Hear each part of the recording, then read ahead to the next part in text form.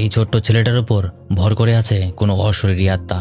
মাঝে মাঝেই তার চেহারাটা এক ৮০ বছরের বৃদ্ধের মতো হয়ে যায়। এই ছেলেটা প্রায়ই গ্রামের কোনো না কোনো মানুষকে মেরে তাদের রক্ত খেয়ে ফেলে। কিন্তু এই ছেলেটার এই অবস্থা হলো কিভাবে, আর শেষ পর্যন্ত তার সাথে কি হয়েছিল, সবকিছুই জানবো আমাদের আজকের ভিডিওতে। তাহলে চলুন গল্প শুরু করা যাক।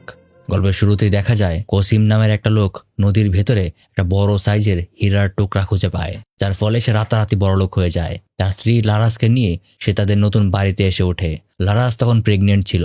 রাতারাতি বড়লোক হয়ে যাওয়ার কারণে তার স্বামী অনেক অহংকারী আর অত্যাচারী মানুষে পরিণত হয়। সে নিজের সকল কাজই টাকা পয়সার বিনিময়ে হাসিল করে নিতে শুরু করে, কারণ তার কাছে এখন টাকার কোনো অভাব ছিল না। সে চায় এখন থেকে এই গ্রামের যারাই তাকে অবজ্ঞা করেছিল, এখন তারাই তাকে মাথা নত করে সম্মান করবে। এই ছেলেটার নাম ডরম্যান। সে কালো জাদু প্র্যাকটিস করত। এই কালো জাদুর সাহায্যে সে একজন মৃত মানুষকে জীবিত করতে এসেছে। জঙ্গলে খুঁজতে খুঁজতে শেষ পর্যন্ত সে তার কাঙ্ক্ষিত মানুষের কবরটা খুঁজে পায়, যার নাম ছিল আলবার্ট। কবর থেকে সে একটা মানুষের মাথার খুলি তুলে নিয়ে কালো জাদু করতে শুরু করে। প্রথমে সে একটা মুরগিকে অনেক ভয়ঙ্করভাবে হত্যা করে। এরপর এটা রক্ত সে মৃত মানুষের মাথার খুলিতে লাগায় আর কালো জাদু করতে শুরু করে। এরপর সে পাশে থাকা একটা পাত্রের ভেতরে অনেকগুলি টাকা পেয়ে যায়, যা দেখে সে অনেক খুশি হয়ে যায়। কিন্তু চোখের পলকেই এই টাকাগুলো আবর্জনায় পরিণত হয়। তখনই সেই মৃত মানুষটা তাকে বলে, আমাকে জীবন দাও আর আমি তোমাকে সম্পদ এনে দেব। সে তাকে জীবন দান করবে বলে কথাও দেয়। পরদিন সকালে পুরো গ্রামে ঘোষণা করে দেওয়া হয় আজ রাতে চন্দ্রগ্রহণ হবে, তাই আজ যেন কোনো মহিলা বাইরে বেরো না হয়, কারণ এই সময়ে গ্রামে অশুভ আত্মারা ঘুরে বেড়ায়। এদিকে কসিমের স্ত্রী একজন ধাত্রীকে দিয়ে নিজের পেটে থাকা বাচ্চা কেমন আছে তা পরীক্ষা করাচ্ছিল। তার পেটের সন্তান একদমই সুস্থ ছিল। কিছুদিনের মধ্যেই তার ডেলিভারি হবে। সে ওই ধাত্রীর বাড়ি থেকে জঙ্গলের পথ ধরে বাড়িতে ফিরছিল। তখনই রাস্তার একটা কুকুর তাকে ধাওয়া করে। সে পালাতে পালাতে জঙ্গলের অনেক গভীরে পৌঁছে যায়। রাতও অনেক হয়ে গিয়েছিল, আর তার উপর ছিল চন্দ্রগ্রহণের রাত। কোথা থেকে যেন ডরমেন তার কাছে এসে তাকে অজ্ঞান করে দেয়। যখন তার জ্ঞান ফিরে আসে, তখন সে নিজেকে একটা কবরের উপর শুয়ে থাকতে দেখতে পায়। লারাস প্রচন্ড ভয় পেয়ে যায়। তখনই কেউ একজন তাকে কবরের ভেতর টেনে নেয়। সাথে সাথে একটা বৃদ্ধ লোকের আত্মা তার কাছে আসে আর তার সঙ্গে শারীরিক সম্পর্ক করতে শুরু করে। এদিকে কসিম অনেক লোকজন নিয়ে তার স্ত্রীকে জঙ্গলে খুঁজতে থাকে। অনেক খোঁজার পর নিজের স্ত্রীকে সে একটা জঙ্গলের ভেতরে খুঁজে পায়। তার স্ত্রী একটা কবরের উপর শুয়েছিল। এটা দেখার পরে লারাসকে সে বাড়িতে ফিরে নিয়ে যায়। লারাসের পেটে প্রচন্ড ব্যথা করছিল। ধাত্রী তার বাচ্চা ডেলিভারি করার চেষ্টা করছিল, কিন্তু অনেক চেষ্টা করেও তার বাচ্চা ডেলিভারি করতে পারছিল না। লারাসের ব্যথা বেড়েই চলছিল। লারাসের চিৎকার শুনে কসিমও তার কাছে যায়। অনেক কষ্ট করে তার বাচ্চা ডেলিভারি করা হয়, কিন্তু তার বাচ্চা অমরার ভেতরেই ছিল। দাইমা বলে এখন চন্দ্রগ্রহণ হবে, তাই বাচ্চার মুখ যেন কাপড় দিয়েই ঢাকা থাকে। এ সময় কোনো মতেই যেন বাচ্চার মুখ না খোলা হয়। পাশের ঘরে গিয়ে হেতি বাচ্চাটিকে দাইমার কাছে রেখে গরম পানি নিয়ে চলে যায়। যখন চন্দ্রগ্রহণ শুরু হয়, তখন বাচ্চাটা ঝুড়ির ভেতর থেকে নিজেই বেরিয়ে আসতে শুরু করে। এদিকে ডরম্যান কালো জাদু করছিল। সে মৃত মানুষটাকে দাদা মশাই বলে ডাকে। সে জানায় সে তার প্রতিশ্রুতি পূরণ করেছে, এখন যেন তাকে সম্পদ দেওয়া হয়। কিছুক্ষণের মধ্যেই তার সামনে থাকা পাত্রটা টাকা পয়সায় পরিপূর্ণ হয়ে যায়। এদিকে হেতি যখন ঘরে ফিরে আসে, তখন সে ঝুড়িতে কোনো বাচ্চা দেখতে পায় না। ঘরের এক কোণা থেকে বাচ্চার কান্নার আওয়াজ ভেসে আসছিল, কিন্তু যখন সে বাচ্চাটিকে কোলে নেয়, দেখতে দেখতেই বাচ্চার চেহারাটা একটা বৃদ্ধ মানুষের মতো হয়ে যায়, কিন্তু তার শরীরটা থাকে একটা নবজাতক শিশুর মতো। বাচ্চাটা হেতির গলায় কামড় দিয়ে তার রক্ত চুষে তাকে সেখানেই মেরে ফেলে। এদিকে কসিম হেতির চিৎকার শুনে ঘরে এসে দেখতে পায় সে মরে পড়ে আছে, আর তার বাচ্চা সেখানে নেই। সে দাইমাকে টাকা পয়সা দিয়ে চুপ করিয়ে দেয় আর হেতির শরীর গুম করে দিতে বলে। বাইরে সে নিজের বাচ্চার কান্নার আওয়াজ শুনতে পেলে ঘাসের মধ্যেই সে তার বাচ্চাকে খুঁজে পায়। তবে বাচ্চাটা তখন একদম স্বাভাবিক হয়ে গিয়েছিল। সে নিজের বাচ্চাকে লারাসের কাছে নিয়ে যায়। বাচ্চাটাকে দেখে তারা দুজনই অনেক খুশি হয়ে যায়। তারা বাচ্চার নাম রাখে দিদি। দূর থেকেই বাচ্চাকে দেখে দাইমা ভীষণ ভয় পাচ্ছিল। দেখতে দেখতে 7 বছর পার হয়ে যায়। আজ কসিমের ছেলের দিদির মুসলমানি করানো হবে। এই উপলক্ষে তাদের বাড়িতে অনেক মেহমানকে দাওয়াত দেওয়া হয়েছিল। সেখানে মিস্টার সোলে আর তার স্ত্রীও এসেছিল। সোলে এই বছর নির্বাচনে কসিমের প্রতিদ্বন্দ্বী ছিল। সোলে একজন ইমানদার আর ভালো মানুষ হলেও কসিম তাকে খুব একটা পছন্দ করতো না। দিদিকে পুরো গ্রাম ঘুরিয়ে বাড়িতে নিয়ে আসা হচ্ছিল মুসলমানি করানোর জন্য। একজন ফটোগ্রাফার তার ছবিও তুলছিল। তাদের বাড়িতে অনেক রকমের খেলার আয়োজন করা হয়েছিল।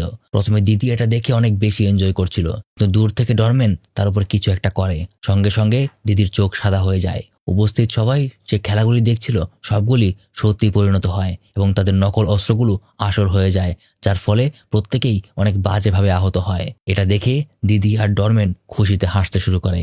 কিছুক্ষণ পর দিদির মুসলমানি করানোর জন্য হাজাম যখন চাকু ব্যবহার করে, তখন সে হাসছিল। সে দেখতে পায় তার চাকুটা অটোমেটিক বাঁকা হয়ে গিয়েছে।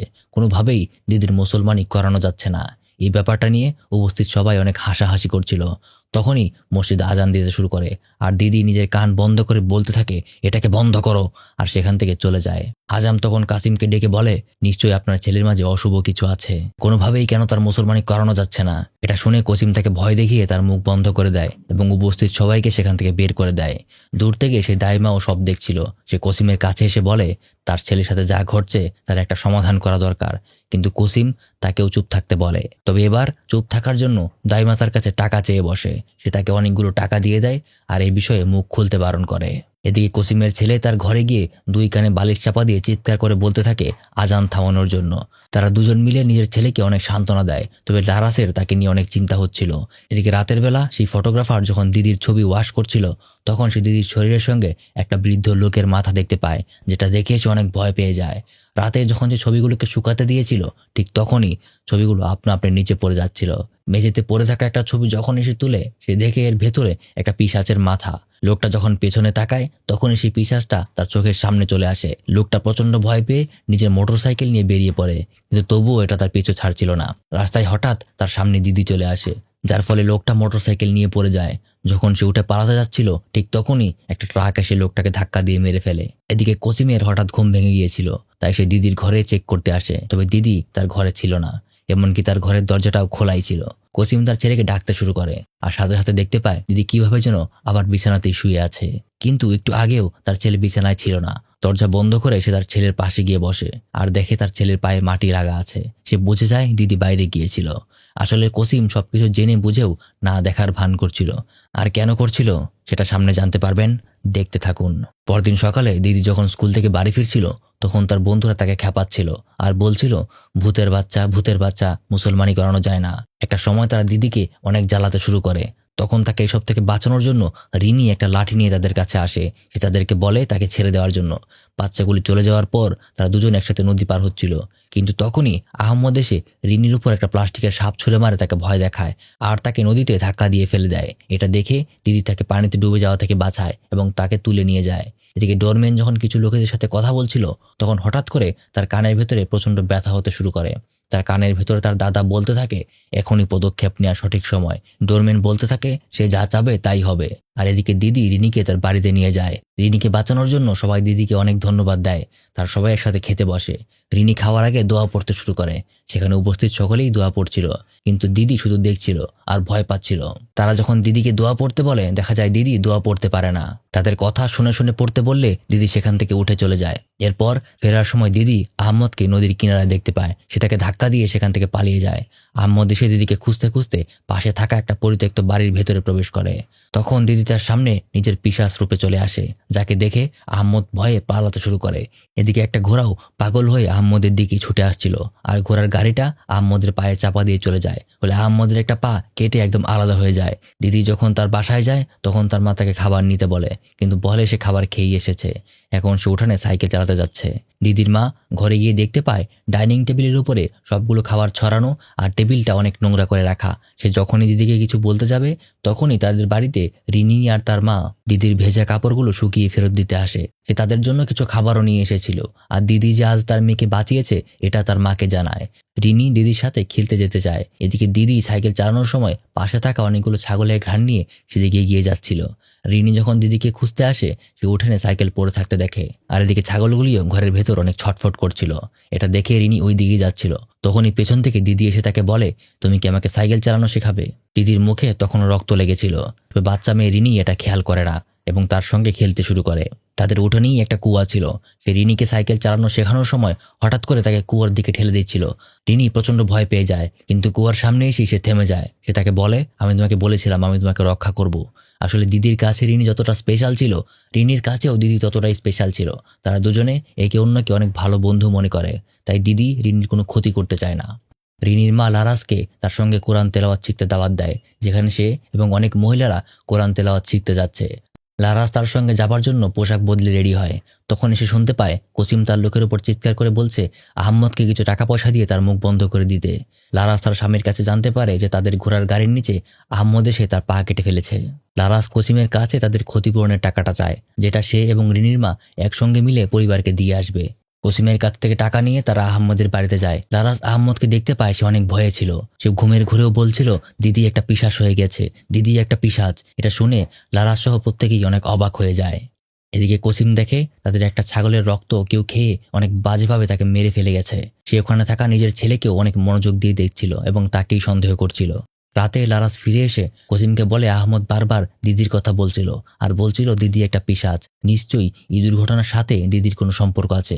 কিন্তু কসিম তাকে উল্টো বুঝিয়ে তাকে রাগ দেখিয়ে বলে নিজের সন্তানকে সবসময় বাঁচানো উচিত, সবসময় নিজের সন্তানের পক্ষ নেওয়া উচিত। বাবা মায়ের ঝগড়া দেখে দিদি তার মাকে এসে জড়িয়ে ধরে এবং বলে সে কোনো শয়তানের বাচ্চা না, সে কোনো ভুল করেনি। এটা শুনে তার মা আবার শান্ত হয়ে যায়। পরদিন কসিমের সাথে একটা লোক দেখা করতে আসে আর বলে গ্রামের কিছু জনগণ তাকে ভোট দেবে না, সে তাদেরকে যতই টাকা দিক না কেন তবুও তারা সালেহ সাহেবকেই ভোট দেবে। তখনই বাহির থেকে ডোরম্যান এসে বলে ওঠে সে তাকে ভোটে জিততে সাহায্য করতে পারে। কসিম জিজ্ঞাসা করে এতে তার কি লাভ। ডোরম্যান জানায় সোলে অনেক ধার্মিক মানুষ, সে গ্রাম বন্ধ রেখে ডোরম্যানের কাজে বাধা সৃষ্টি করছে। কিন্তু কসিম তার প্রস্তাবে রাজি হয় না, এজন্য ডোরম্যান চলেই যাচ্ছিল।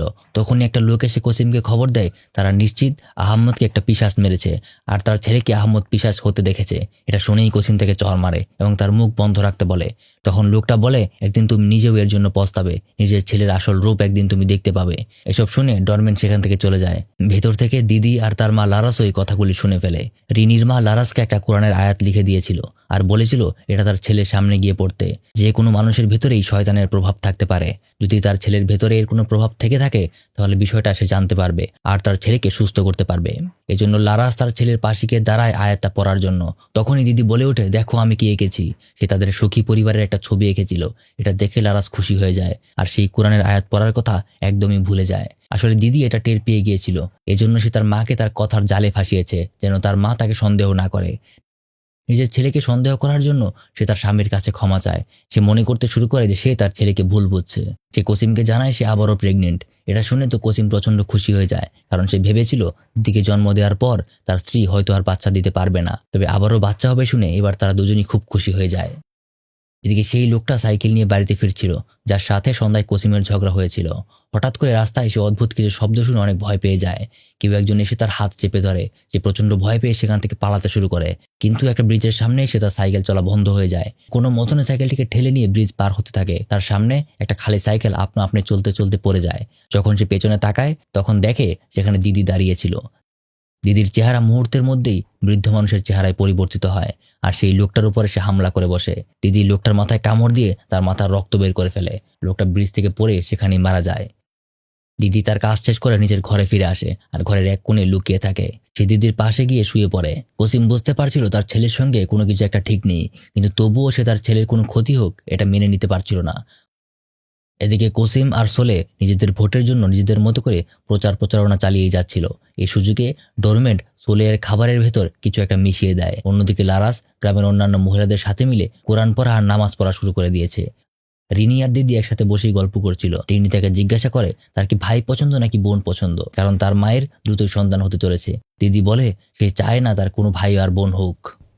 এরপর রাতের বেলা রিনির পরিবার একসাথে খাবার খেতে বসে। প্রতিদিনের মতো আজকেও তারা খাবার খাওয়ার আগে দোয়া পড়ে নেয়। সেখানে থাকা একজনের ফিল হতে শুরু করে যে খাবারের মধ্যে কোনো সমস্যা আছে, তাই সে খাবারটাকে সামনে নিয়ে আয়াতুল কুরসি পড়তে শুরু করে। কোরআনের আয়াতের সঙ্গে সঙ্গে খাবারের ভেতর থেকে বিষাক্ত পোকামাকড় বের হয়ে আসতে থাকে, যেটা নিয়ে সে বাইরে ছুঁড়ে ফেলে দেয়। তারা বোঝা যায় এই খাবারের মধ্যে কোনো কালো জাদু করা হয়েছিল। আর এদিকে কালো জাদু যেহেতু ডরমেন্ট করেছিল, এটার প্রভাব ডরমেন্টের উপরে গিয়ে পড়ে। তার মুখ থেকে সেই বিষাক্ত পোকা বের হয়ে আসে আর সে অনেক অসুস্থ হয়ে যায়। লোকটা তখন সোলেকে অনেক সাবধানে থাকতে বলে, যেহেতু সামনে নির্বাচন তাই অনেকেই তার ক্ষতি করার চেষ্টা করবে। রিনির মা এদিকে কসিমকে সন্দেহ করছিল, কারণ নির্বাচনে কেবলমাত্র সেই তার স্বামীর প্রতিদ্বন্দ্বী। তবে সোলে তাকে না জেনে বুঝে কাউকে সন্দেহ করতে বারণ করে। এদিকে ডোরম্যান সোলেকে মারার জন্য তার দাদার আত্মাকে ব্যবহার করতে শুরু করে। রাতের বেলা বজ্রপাতের শব্দ শুনে রিনির ঘুম ভেঙে যায়। যখন সে দরজা বন্ধ করতে যাচ্ছিল তখন সে দিদিকে দেখতে পায়। দিদি রিনির বাবা মায়ের ঘরে যায় আর তার চোখের সামনেই দিদির মাথাটা একটা বৃদ্ধ লোকের মতো হয়ে যায়। এটা দেখে রিনি ভয় পায় না তার কাজ এবং তাকে স্পর্শ করে। তখন দিদি আবারও স্বাভাবিক রূপে ফিরে আসে আর সেখান থেকে পালিয়ে যায়। ডোরম্যানের কালো জাদু কোনো কাজ করে না, সোলেকে সে মারতে পারে না। তাই সে বলতে থাকে বুড়ো শয়তান, এখন তোমার শক্তি কোথায় গেল। এটা বলার কারণে সে দাদার আত্মা উল্টো তাকেই শাস্তি দেয়। হঠাৎ কসিমের ঘুম ভাঙলে সে দেখতে পায় লারাস নামাজ পড়ার জন্য প্রস্তুতি নিচ্ছে। এটা দেখে সে অনেক অবাক হয়ে যায়। লারাস তাকেও নামাজ পড়তে বলে, কিন্তু কসিম আল্লাহর উপর বিশ্বাস রাখতো না, সে ছিল সম্পূর্ণ নাস্তিক। এদিকে রিনির মা বাবা তার কাছ থেকে জানতে পারে একটু আগে সে দিদিকে দেখেছে, কিন্তু সেটা দিদি ছিল না, তার মাথাটা ছিল একটা বৃদ্ধ লোকের, চুলগুলি ছিল সম্পূর্ণ সাদা। এটা শুনে তারা বুঝতে পারে এটা আলবার্টের আত্মা। আলবার্ট ছিল একজন পর্তুগিজ বংশধর। সে গ্রামের অসহায় মানুষদের উপর নির্যাতন করত, সে গ্রামের মেয়েদেরকে ধর্ষণ করত, এমনকি সেই মেয়েদেরকে মেরে সে তাদের মাথার ব্রেন খেত। তার এই অত্যাচার শেষ পর্যন্ত গ্রামবাসীদের ধৈর্যের সীমা অতিক্রম করে। একদিন সব গ্রামবাসী মিলে তার ঘর বাড়ি পুড়িয়ে দেয় এবং তাকে ভয়ঙ্কর শাস্তি দেওয়ার মাধ্যমে মেরে ফেলে। আর এই গ্রামেই একজন আছে যে আলবার্টের আত্মাকে ডেকে আনতে পারে আর দিদিকে মাধ্যম হিসেবে ব্যবহার করতে পারে। সে হলো ডোরমেন, কারণ ডোরমেন আলবার্টের জারজ বংশধর। লোকেরা বলে ডোরমেনের দাদি আলবার্টের ধর্ষণের শিকার হয়েছিল। পরদিন সকালে কসিম দিদির ঘরের দরজায় কাঠ আর পেরেক মেরে বন্ধ করে দিচ্ছিল। দূর থেকে ডোরমেন তাকে বলে, তুমি কি মনে করে এই সমস্ত পেরেক আর কাঠের তক্তা আমাকে আটকাতে পারবে? কিন্তু কসিম রেগে গেলে সে এখান থেকে চলে যায়। কসিম তার লোকেদের জিজ্ঞেস করে গত রাতে গ্রামে কোনো অদ্ভুত ঘটনা ঘটেছে কিনা, কিন্তু তারা জানায় গত রাতে খারাপ কিছু ঘটেনি। এদিকে দিদি বাড়িতে ফিরলে তার মা তাকে স্কুলে যেতে বলে, কিন্তু দিদি বলে সে স্কুলে যেতে চায় না, সে তার মাকে রক্ষা করতে চায়। সে চায় তার মায়ের পেটের সন্তান জন্ম নিক। লারাস তাকে জিজ্ঞাসা করে এটা সে কিভাবে জানলো। দিদি বলে তার পেটের ভেতর থেকে সে এটা শুনতে পেয়েছে। এই বলে সে কুয়োর পাশে গিয়ে সাইকেল চালাতে শুরু করে। লারাজ যখন বাইরে কাপড় শুকাতে দিচ্ছিল ঠিক তখনই দিদি কুয়োর ভিতরে পড়ে যায়। লারাজ গিয়ে প্রাণপণে তাকে বাঁচানোর চেষ্টা করে, তাকে হাত ধরে টেনে তোলার চেষ্টা করতে থাকে। সাথে সাথে দিদির চেহারা পাল্টে যায় আর সে বলতে শুরু করে, আমি কোনোভাবেই চাই না তোমার বাচ্চা হোক। এটাকে দেখে লারাজ প্রচন্ড ভয় পেয়ে যায়। দিদি তার মাকে টেনে কুয়োর ভিতরে ফেলে দেয় আর নিজে উপরে উঠে যায় আর ঠিক স্বাভাবিক বাচ্চার মতোই আবারও সাইকেল নিয়ে খেলতে শুরু করে। লারাজ কুয়োর ভিতরে ডুবে যাচ্ছিল, তার চারদিক সম্পূর্ণ অন্ধকার হয়ে যায়। নিজেকে বাঁচানোর জন্য সে কোরআনের আয়াত পড়তে শুরু করে। কুয়োর উপর থেকে এগুলো শুনে দিদি নিজের কান চেপে ধরে আর চিৎকার করে বলতে থাকে, থামাও, চুপ করো, আমি এগুলো সহ্য করতে পারছি না। এই চিৎকার শুনে কসিম বাইরে ছুটে আসে আর দিদি সেখান থেকে পালিয়ে যায়। কসিম কুয়োর ভিতরে লারাজকে অজ্ঞান অবস্থায় পড়ে থাকতে দেখে। সঙ্গে সঙ্গে সে কুয়োর ভিতরে লাফিয়ে তার স্ত্রীকে বাঁচিয়ে নেয়। সৌভাগ্যবশত লারাসের সন্তানের কোনো ক্ষতি হয়নি। লারাসের জ্ঞান ফিরলে সে কসিমকে বলে দিদি তাকে কুয়োর ভিতরে টেনে নিয়ে গিয়েছে এবং তাকে মারার চেষ্টা করেছে। নিশ্চয়ই দিদির ভিতরে কোনো অশুভ আত্মা ভর করেছে। কসিম বুঝতে পারে এবার তার কিছু একটা করতেই হবে, তাই সে এবার দিদির দাইমাকে ডেকে পাঠানোর জন্য একটা লোককে পাঠায়। রাতের বেলা দাইমাকে নিয়ে লোকটা কসিমের বাড়ির দিয়ে যাচ্ছিল, কিন্তু রাস্তায় হঠাৎ করে তাদের সাইকেল থেমে যায়। হঠাৎ কেউ একজন তাদের সামনে দিয়ে দৌড়ে চলে যায়। লোকটা দেখার জন্য যখনই সামনে আগায় তখনই সে গায়েব হয়ে যায় আর দাইমা ভয়ে ভয়ে সামনে এগিয়ে যায়। সে দেখতে পায় দিদি সেই লোকটার মাথা থেকে ঘিলু বের করে খাচ্ছে। তখনই সে প্রচন্ড ভয় পেয়ে সেখান থেকে পালাতে শুরু করে। এদিকে কসিমও জেনে যায় তার ছেলে বাড়িতে নেই, এই জন্য সে তার সব লোকেদেরকে বলে এখনই তার ছেলেদেরকে খুঁজে বের করে নিয়ে আসতে। আর তারা সবাই মিলে দিদিকে খুঁজতে বের হয়ে যায়। দাইমা একটা বাড়িতে গিয়ে সাহায্য চায়, কিন্তু সেই বাড়িতে কেউ ছিল না, তাই সে বাড়ির টয়লেটের ভিতরে গিয়ে লুকিয়ে পড়ে। কিন্তু দিদি সেখানেও পৌঁছে যায়। দাইমা টয়লেটের ভেতর থেকে বের হতে যাচ্ছিল, কিন্তু দিদি টয়লেটের ভেতর থেকেই তার পেটে হাত ঢুকিয়ে তার নাড়িভুড়ি সব বের করে ফেলে। কসিমের লোকেরা খুঁজতে খুঁজতে সেখানে চলে আসে এবং এসে তাকে পুরো রক্তাক্ত অবস্থায় দেখতে পায়। আসলে দিদি খুব ভয়ঙ্কর ভাবে দাইমাকে মেরে রেখে গিয়েছিল। এজন্য তারা সবাই ভয় পেয়ে ঘন্টা বাজিয়ে পুরো গ্রামবাসীকে সতর্ক করে দেয়। এই সবকিছুই ডোরমেন তাকে দিয়ে করাচ্ছিল। আর সে এখন দিদির মাধ্যমে সোলেওকেও মেরে ফেলবে। সোলে তার মেয়ে রিনিকে ঘরে থাকতে বলে এবং কোনো বিপদ এলেও যেন দরজা না খুলে, এটা বলেই সে বের হয়ে যায়। বাইরে এসে সোলে দিদিকে একদম রক্তাক্ত অবস্থায় দেখতে পায়, কিন্তু রিনি দরজার ফুটো দিয়ে দিদিকে দেখতে পায়। সে চিৎকার করে বলতে থাকে, বাবা ওটা দিদি নয়, এটা অন্য কেউ। সে দরজা খোলার অনেক চেষ্টা করতে থাকে, কিন্তু কিছুতেই সে দরজা খুলতে পারছিল না। এদিকে সোলে তাকে কোলে নিতে যাচ্ছিল, তখনই দিদির চেহারা আলবার্টের রূপ নিয়ে নেয়। সে আবার পিশাচে পরিণত হয়। সে সোলের ঘাড়ের উপর উঠে বসে তাকে মারতে শুরু করে। রিনি কিছুই করতে না পেরে সাথে সাথে আল্লাহর কাছে দোয়া পড়তে শুরু করে। সঙ্গে সঙ্গে দরজাটা খুলে যায় আর সে তার বাবার কাছে গিয়ে দিদিকে বলে তার বাবাকে ছেড়ে দিতে। সে দিদির হাত ধরে টেনে তাকে বাধা দেওয়ার চেষ্টা করতে থাকে। রিনির কারণে দিদি আবারও স্বাভাবিক অবস্থায় ফিরে আসে আর সেখানেই জ্ঞান হারিয়ে পড়ে যায়। অন্যদিকে সেই হুজুরটা ডরম্যানের কাছে গিয়ে তাকে এসব বন্ধ করতে বলে। তাদের দুজনের মধ্যে মারামারি শুরু হয়ে যায়। মারামারির এক পর্যায়ে সে ডোরম্যানকে জব্দ করে ফেলে। এদিকে সোলে দিদিকে নিয়ে তার বাড়িতে চলে যায়। কিছুক্ষণ পর সেখানে সেই হুজুরটাও চলে আসে। এক মুহূর্ত দেরি না করে তারা দিদির ভেতর থেকে শয়তানকে বের করার জন্য কার্যক্রম শুরু করে দেয়। সবার সামনে সে দিদির উপর সূরা পড়তে শুরু করে।